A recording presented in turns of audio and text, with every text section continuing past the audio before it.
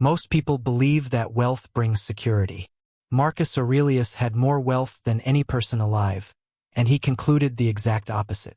Here is what he figured out, and why it matters to your finances today. Rome. 161 AD.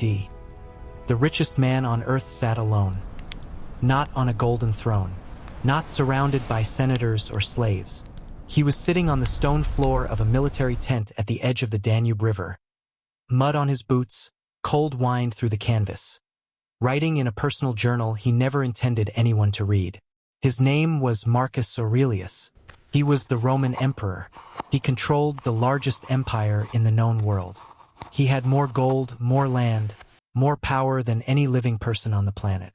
And in that journal, in his own handwriting, he wrote something that should stop you cold. How much more harmful are the consequences of anger and grief than the circumstances that arouse them? He was not writing about war. He was not writing about his enemies. He was writing about money, about wealth, about the trap that his own fortune had become. This is the story of the most powerful man in Roman history, and why he spent his entire reign trying to escape the very wealth he was born into. But the real story, the financial principle that explains why Marcus did it, that comes later. And when you hear it, you will never think about your salary the same way again. To understand Marcus Aurelius and money, you need to understand what he was born into. In 121 AD, Marcus was born into one of Rome's wealthiest aristocratic families. His grandfather had been a senator. His father died young. But the family fortune, the estates, the silver, the political connections, they all passed to Marcus before he was old enough to understand what any of it meant. Then, when Marcus was just 17 years old, something happened that changed everything. The Emperor Hadrian, the most powerful man in Rome, looked at this quiet, serious teenager and said, This is the future of the empire." Marcus was adopted into the imperial family. Overnight, his personal fortune became almost incomprehensibly vast. The Roman imperial treasury, the grain supply of North Africa, the mines of Spain, the trade routes of the entire Mediterranean world. Most men would have celebrated. Most men would have spent. Most men would have surrounded themselves with every luxury Rome could offer. Marcus Aurelius did the opposite. While other Roman aristocrats competed to build the most extravagant villas, host the most expensive banquets, wear the finest silks, Marcus wore a plain woolen cloak. He slept on a simple bed. He ate the same food as his soldiers. He kept returning year after year to a personal practice that cost him nothing. Philosophy. His financial starting point was extraordinary wealth. His financial destination was deliberate simplicity. And the journey between those 2 points is the most important money lesson ancient Rome ever produced. When Marcus Aurelius became emperor in 161 AD, he inherited not just an empire. He inherited an empire in financial crisis. The previous emperor, Antoninus Pius, had left the treasury reasonably stable. But within 2 years of Marcus taking power, everything collapsed at once. The Antonine Plague swept through the empire, a pandemic that killed between 5 and 10 million people. The Danube frontier erupted into war. The eastern borders were under attack from Parthia. The Roman Empire needed money, vast amounts of it, and Marcus Aurelius needed to find it, fast. Here is where most emperors in history would have done the obvious thing. Raise taxes on the citizens, devalue the currency, extract more from the provinces. Marcus did none of these things. Instead, in 167 AD, he walked into the Roman Forum and held a public auction. He auctioned off the contents of the imperial palace. Gold vessels, crystal goblets, jeweled weapons, silk robes encrusted with gemstones, amber furniture brought from the far north, paintings, sculptures, the personal wardrobes of previous emperors. For 2 months, the most powerful man in the world sold his own possessions in a public market, to fund a war, to protect his citizens, to stabilize the empire. The Roman historian Cassius Dio recorded the event with astonishment. Citizens came from across the empire just to see it. Not because the objects were valuable, though they were, but because of what the act itself meant. The emperor did not consider his wealth to be his wealth. He considered it to be Rome's wealth, held in trust, available to return when Rome needed it. Think about that in the context of your own finances. The salary you receive, the savings you hold, the assets in your name. Marcus Aurelius, controlling the largest fortune in the ancient world, did not see any of it as truly his. He saw it as temporary stewardship. After the auction, after he had sold the gold cups and the jeweled robes and the amber furniture, Marcus went back to his military tent, back to the stone floor, back to his journal, and he kept writing. The auction itself is remarkable. But what Marcus wrote about it privately in that journal is the part that will change how you actually manage money. That is next. Marcus Aurelius was a Stoic philosopher. But unlike Seneca, who wrote long, detailed letters about wealth and poverty, Marcus never wrote a book. He never published his philosophy. He wrote only for himself in a private journal we now call the Meditations.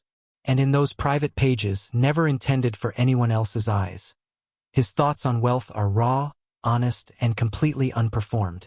The first principle he returns to again and again is this: the value of anything is determined entirely by your judgment of it, not by the thing itself. He wrote it this way: the happiness of your life depends upon the quality of your thoughts. This sounds simple, but follow it to its financial conclusion and it becomes radical. If the value of money exists only in your perception of it, then the person who needs £100,000 to feel secure is not richer than the person who needs 10,000. They are poorer, because they have built a larger prison for themselves. Marcus Aurelius, the man who controlled the Roman treasury, chose to need very little. Not because he was performing poverty for the public, but because he had genuinely concluded, through years of philosophical practice, that accumulating more beyond genuine need was a form of self-imprisonment. The second principle is harder to hear. Marcus called it the practice of negative visualization, the Stoic discipline of meditating on loss before it happens. He wrote, "Receive without pride, relinquish without struggle." What he meant was this: when something good comes to you, a raise, a windfall, a successful investment, receive it, enjoy it, but do not let your identity attach to it, because everything that arrives can also leave. The Roman philosopher Epictetus, a freed slave who became one of Marcus Aurelius's greatest influences, described it this way: when you kiss your child goodnight, whisper to yourself that this child is mortal. Not to be morbid, but to remember that nothing you love is permanent, and therefore to love it fully today without the anxiety of ownership. Marcus applied this directly to money. He spent 20 years as emperor practicing the mental habit of not being attached to the wealth that passed through his hands. This is why he could auction off the palace contents without flinching. He had already, in his mind, let it go long before the auction day. The financial discipline Marcus Aurelius practiced had a name in Stoic philosophy: amor fati, love of fate, the acceptance that what you have today is exactly what you have today, and that building your psychological well-being on the permanence of any of it is the beginning of financial anxiety, not financial freedom. 2,000 years later, this exact trap is running silently in most people's finances. I will show you exactly what it looks like, and the one thing Marcus would tell you to do about it this week. Let us bring this forward 2,000 years. Right now, across the UK, Canada, and Australia, the average person is living inside a version of the same trap that Marcus Aurelius spent his life trying to escape. It has a modern name: lifestyle inflation. You get a pay rise. You upgrade the car. You move to a bigger flat.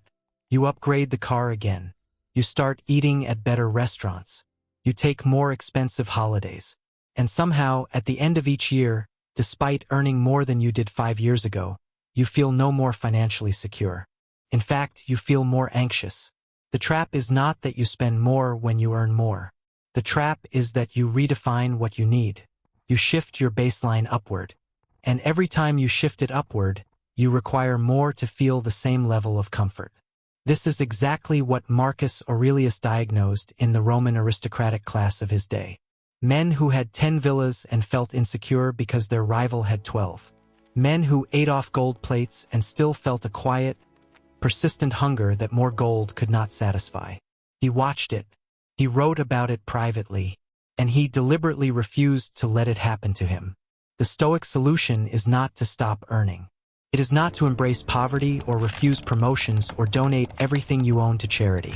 The Stoic solution is to deliberately keep your baseline stable as your income grows. To experience the psychological gap between what you have and what you feel you need, and to close that gap not by acquiring more but by needing less. A concrete example. If you receive a salary increase this year, before you adjust your lifestyle to absorb it, put the difference directly into a savings account, an ISA, a pension, or an investment. Before your brain recalibrates what normal feels like. Before the baseline shifts upward. Marcus Aurelius had access to unlimited Roman gold.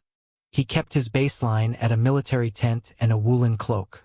Not because he was performing Stoicism for the history books, but because he had understood deeply and personally that the moment your security requires a certain level of wealth, that level of wealth owns you. Here is your one action from Marcus Aurelius this week. Takes 15 minutes. Costs nothing. Open a blank page, on your phone, in a notebook, anywhere, and write down the number that represents your current financial baseline, the minimum monthly amount your current lifestyle requires. Every direct debit, every subscription, every regular cost. Your number.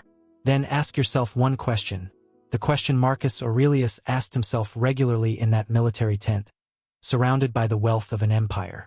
Which of these costs is genuinely necessary? And which of them exist because I upgraded my baseline at some point and never questioned it again? You are not trying to cut everything. You are trying to see clearly, to hold your financial life up to the light the way Marcus held his imperial wealth up to the light. Not with guilt, not with anxiety, but with honest, calm examination. One subscription you cancel. One cost you reduce. One baseline you reset deliberately by choice before circumstances force you to. That is the Stoic practice. That is the Emperor's discipline. And it is available to you this week for the cost of 15 minutes and a blank page. If you want all 7 of these ancient financial principles in one place, the full Stoic money guide is free. Rome. 161 AD. The Emperor sits on the stone floor of a military tent at the edge of the Danube. Outside, the largest army in the ancient world waits for his orders. In Rome, the treasury holds more gold than most civilizations would ever see. In the palace, what remains of it after the auction, the servants keep the halls warm. Marcus Aurelius writes by candlelight. He is not writing about strategy. He is not planning the campaign. He is writing a question, to himself, for himself, in the private darkness of his own conscience. What do I actually need? Pause. Not what do I have. Not what could I acquire. Not what would make me look successful to the senators in Rome. What do I actually need? He answers himself, as he always does, with the discipline of a man who has spent 40 years training his mind to want less than it could have. The tent, the journal, the work in front of him, that is enough. 2,000 years later, in a world of subscription services and comparison culture and lifestyle inflation and the constant algorithmic pressure to want more than you currently have, the question Marcus Aurelius asked on that cold riverbank is the most financially powerful question you can ask yourself. What do I actually need? Before you go, one question in the comments. Marcus Aurelius auctioned off his own palace to protect his people. What is one thing in your financial life that you hold on to that, if you are honest, you no longer actually need? If you want more of this, more cinematic philosopher biographies that change how you think about money, subscribe. Every Monday, a new story. Every story, a lesson that is 2,000 years old and completely relevant to your bank account today. I will see you next week.